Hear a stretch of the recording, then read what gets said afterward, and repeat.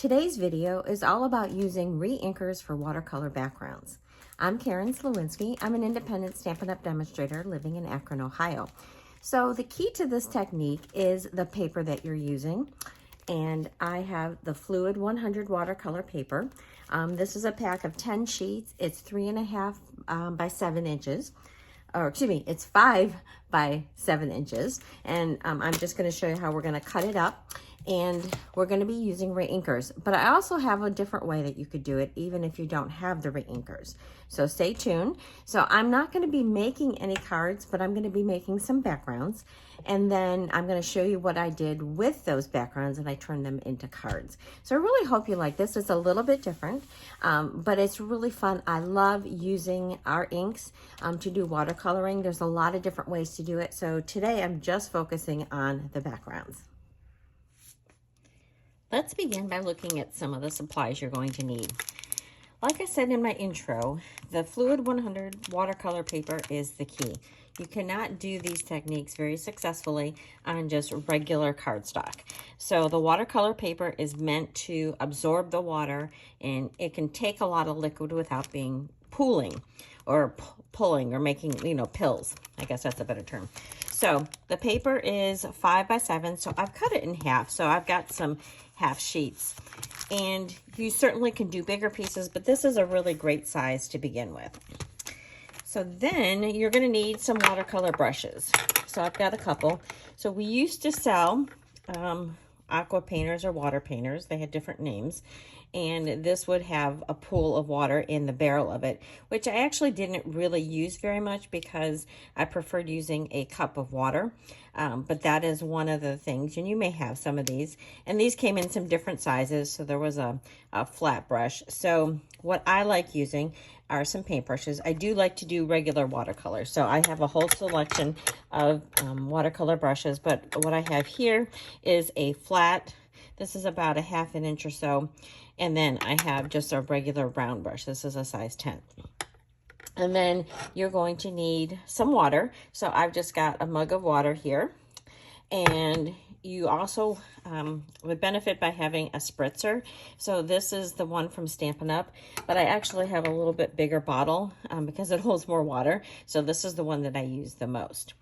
So let's begin, and I'm going to apologize because you're going to see the reflection from my lights, but I like working on this kind of a glass surface.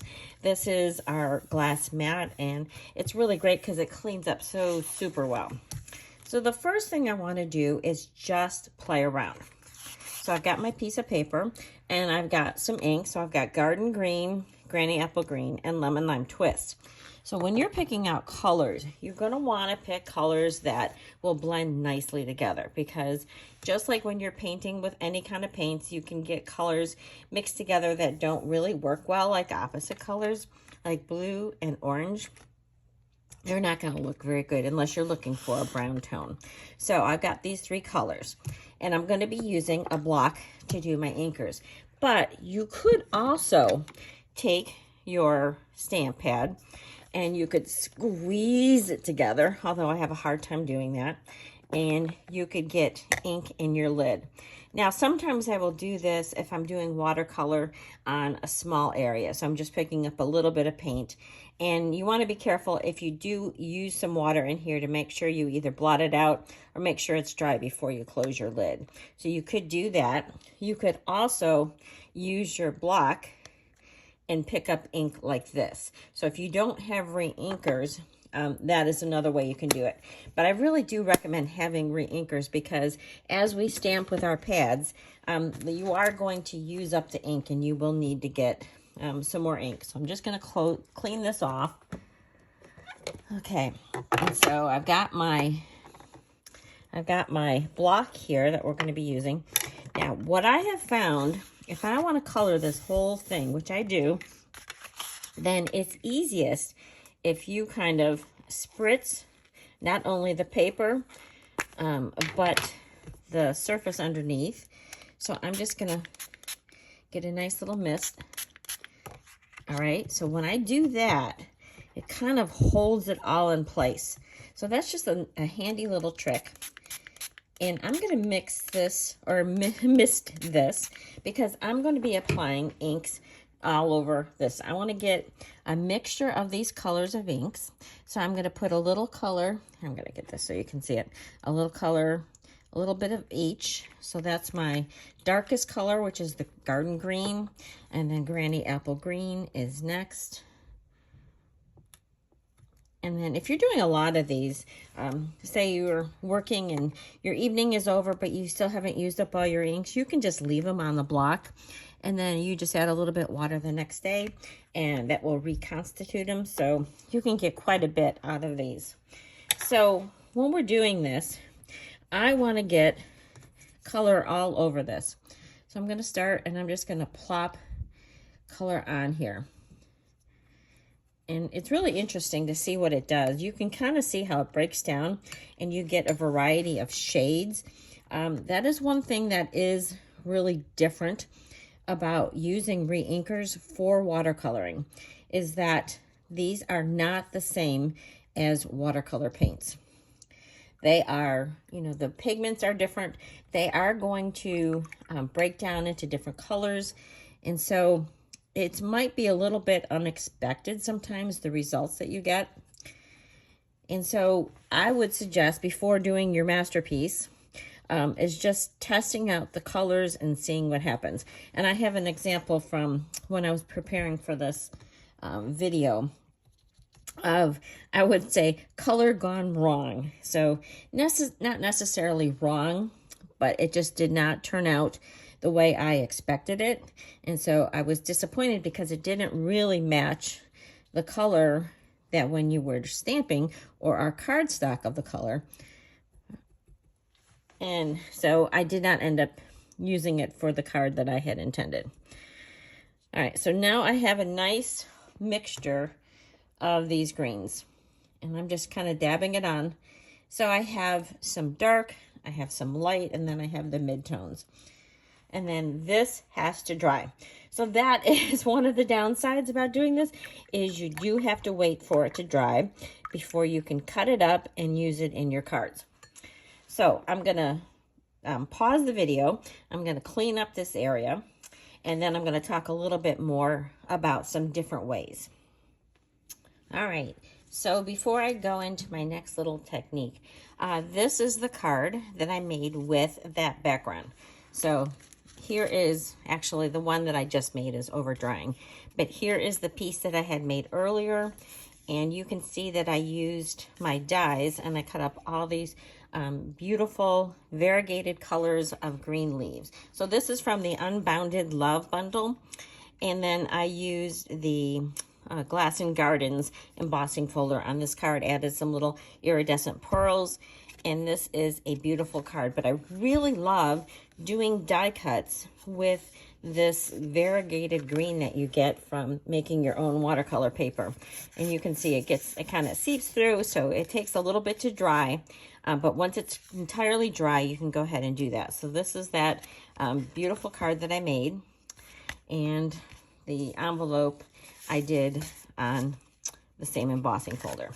So that was the very first. So this is the easiest one to do because it doesn't really matter how you place your colors on there. They're going to come out with this beautiful variegation. So that was the first one. So then the second one is if you want to have a panel. So this is going to be a panel where I'm only going to put a color wash on here. So this one, again, I'm going to use a little bit more of a variation of colors. I'm not going to, definitely have a flow from one color to the other, which I will show you. But this one, I just want to have some swatches of color. So for here, I've got Poppy Parade. So get my drop of that. And then I have Pumpkin Pie. And then Daffodil Delight. Okay. So we'll get those on here. And so for this one, actually, you know what? I forgot to go clean my water. Let me clean my water because you can see it's pretty green, and I'll be right back. So for this one, I don't really want to go all the way to the edges. I just want to have an area So I am just wetting the front part of this with my flat brush. And I kind of want to leave the edges dry, so the water or the ink is only going to flow where it's wet. So I'm just going to start adding some of my colors. And you can see where it's flowing. And sometimes it dries out pretty fast. So get your colors on here and just kind of move them around. Get some more reds over here. And don't be afraid to add more water. Okay, and just spread it around. You want to see all your different colors, but you kind of want to mix it up a little bit. And I'm leaving my border, you know, it doesn't have to be perfectly squared off. You can make it jagged, but I just want to be able to see all my colors. Now, for this one, I did not do the water underneath, and you can see how this is bowing. And that is just going to happen with the water. Looks like I missed a little bit of color here. Let's add a little bit. Okay, so now this has to dry. So I'm going to go set that aside. And look at this. Here's a tiny spot that got missed. I don't know how that could happen. So this has to dry, and then I'm going to show you the card that I made. So here is the card that I made. I used the beautiful butterfly set, and that just looks so pretty. And you can just imagine this beautiful monarch butterfly with all of those colors. So I made that card using the beautiful butterfly set. So that was Poppy Parade, Pumpkin Pie, and Daffodil Delight. But yet, when you look at the red, it doesn't, I don't know, the color isn't quite the same as what Poppy Parade is. So when I matted this, I used the yellow, and then I used real red on this one. All right, so there's that one. All right, so this next one, let me change my water. And actually my water is okay, because what we're going to do is yellows and oranges on this one. So for here, I'm going to need some more Daffodil Delight, since I did not use all of that up. And I probably need a tiny bit more orange, but we shall see. Let's get those out of the way. So for this one, again, I'm going to spritz, and we're going to do stripes. Stripes are really fun. Let me get my piece of paper.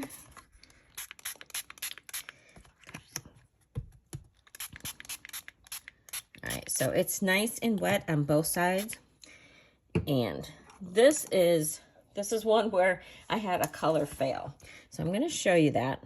So for this, I'm going to I'll start with my yellow, and I'm just going to do a stripe of color across.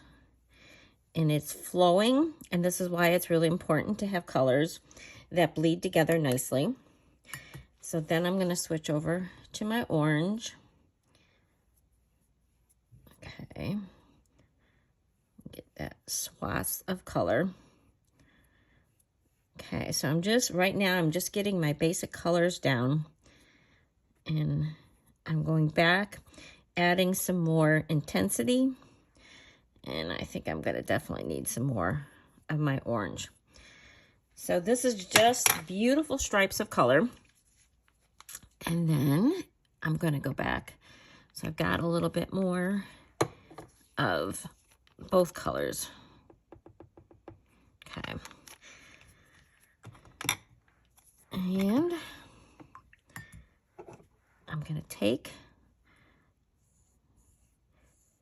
and I'm just using the edge of my brush, and I'm kind of adding more variegation. So I'm going over, mostly I'm staying on the orange stripes, but a little bit into my yellow. Okay. This gives it a lot of interest. And I like doing this on the diagonal. This is really good because then you don't have to worry about how square you are with this. You can be a little bit more freeform. So I'm going and adding some more of my yellow. And you can see you can get some beautiful, intense colors with this.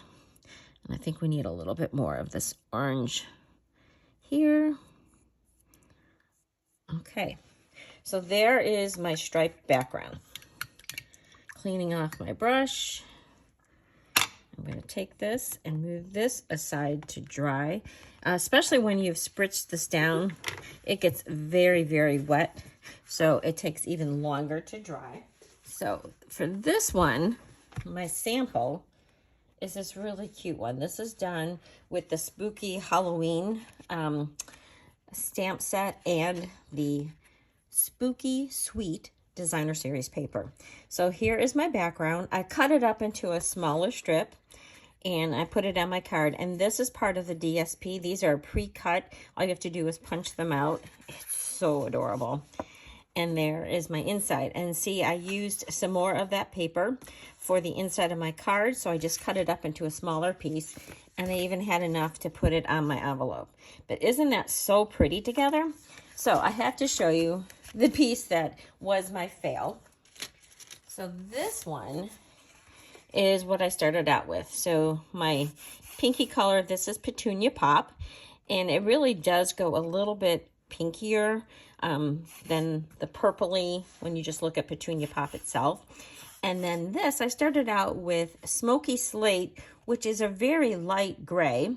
I wanted to coordinate with, I was actually going to use this little die cut. So I wanted it to be the pink, the Petunia Pop and the Smoky Slate. And it just, the color just changed so much when it got wet. So then I went back and I'm like, oh, maybe I need some basic gray.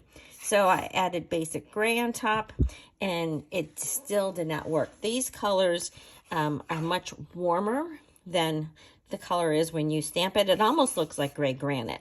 So this did not match my color piece at all that I was going to use. So I did not end up using this.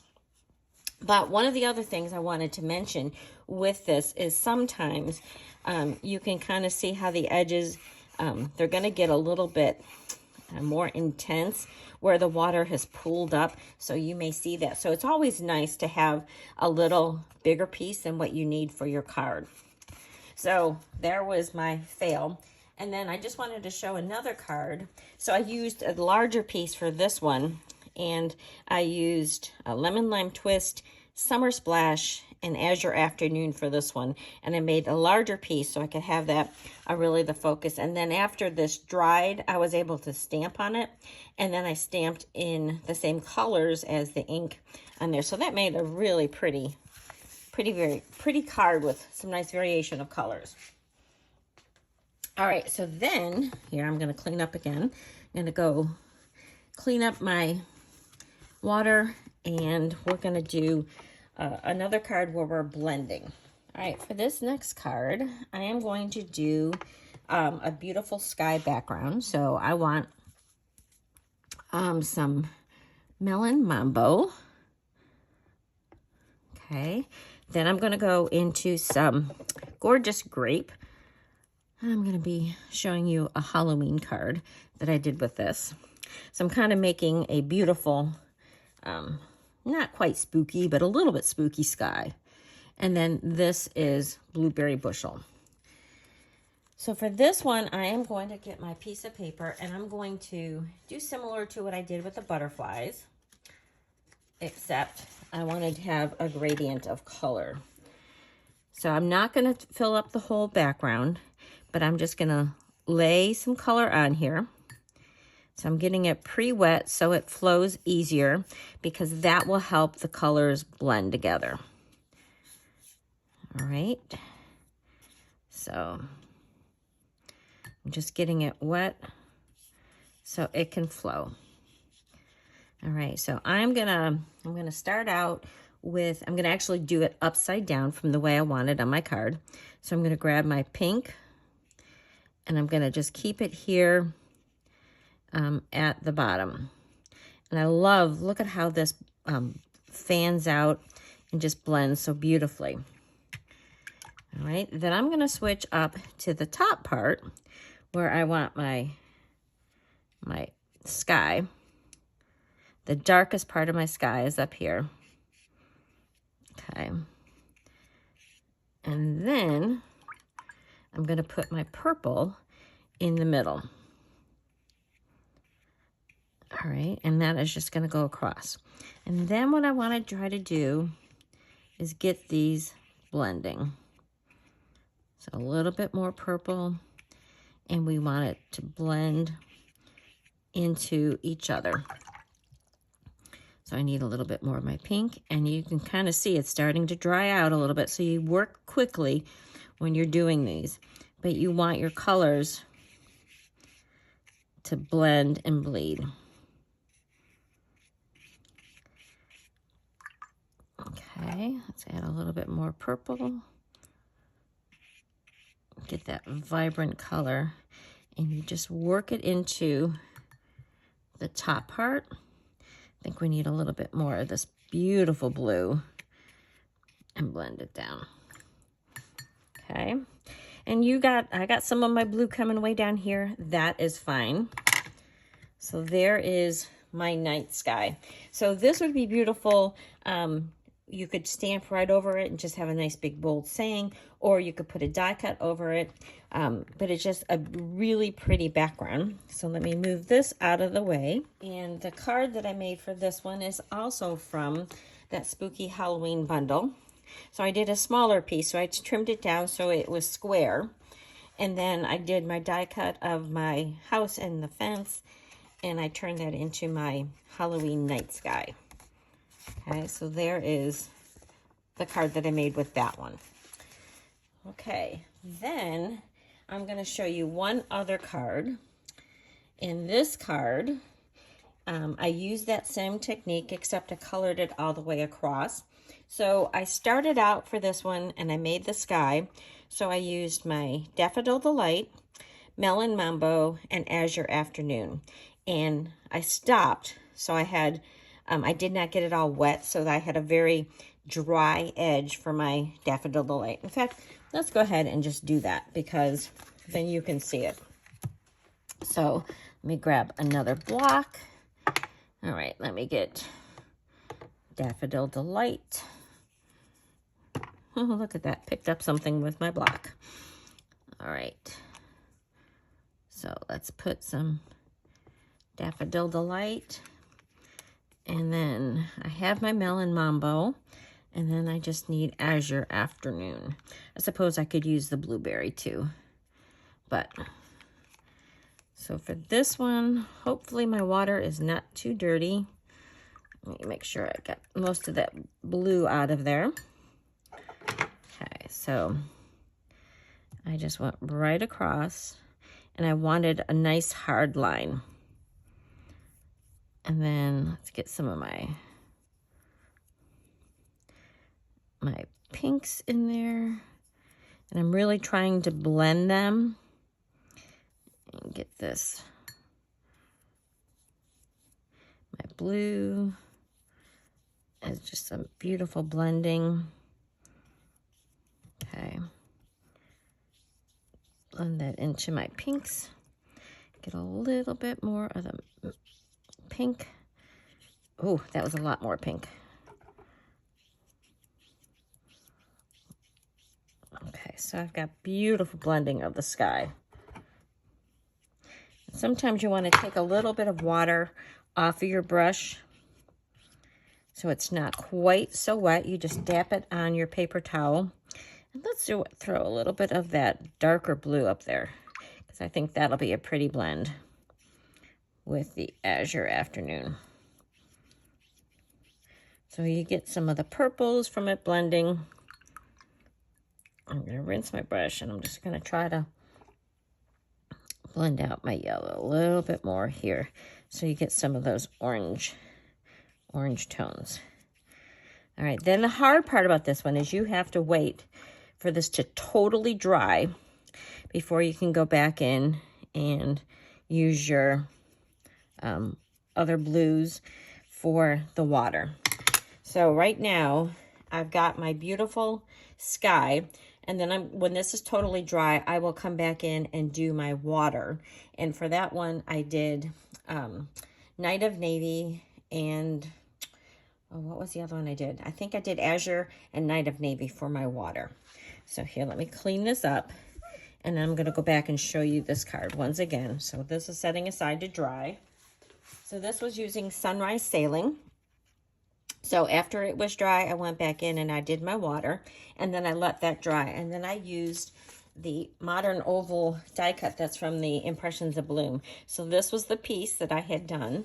And I cut this out. And so again, I mentioned how sometimes your edges where you've got a lot of extra water, they kind of puddle back and they kind of make these lines. So that's why it's better if you can cut it out or trim it down from your original size that you watercolored. So that was my leftover piece. And here was my card for my congratulations, you're destined for great things. Wouldn't this make a wonderful graduation card? So that's how I finished that one up. I'm going to set these out of the way so I don't get ink anywhere. And forgot to bring down the power of a card. So I do appreciate, oh, look at, I got ink on it. I do appreciate you watching. If you would, give me a thumbs up. That really helps the analytics at YouTube. And share this with your crafty friends. If you haven't already subscribed, please do so. It helps my business a lot, and I do appreciate that so much. So some of the cards that we made. I will have details of these on my blog, which is thepowerofacard.blogspot.com. And I hope you've enjoyed this watercolor technique. It really is fun. I encourage you to give it a try with reinkers or just your ink pads, whatever you use. I think you're going to have a great time with it. I will see you next time. Goodbye.